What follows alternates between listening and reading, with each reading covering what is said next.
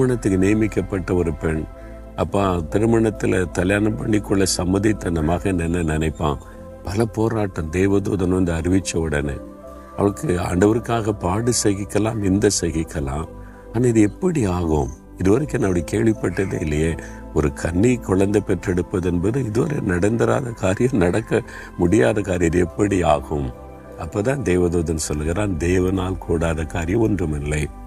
அப்போ உலகத்தினாலே முடியாத ஒரு காரியம் தேவனாலே முடியும். அந்த வார்த்தை அவங்களை தைரியப்படுத்தினது. சரி என்று அர்ப்பணித்து அந்த ஆசீர்வாதத்தை இந்த பூமிக்கு கொண்டு வந்தாங்க. ஒரு சமயம் நான் அமெரிக்கா தேசத்துக்கு ஊழித்து போயிருந்தேன். கூட்டம் முடிந்தது. நிறைய பேர் ஜெபிக்க வந்தாங்க. ஒரு இளம் தம்பதிகள், கணவன் மனைவி, உரமாக ஒதுங்கியே நின்று கொண்டு இருந்தாங்க. எல்லாருக்கும் ஜெபித்து முடிக்கட்டும்னே காத்திருந்தாங்க.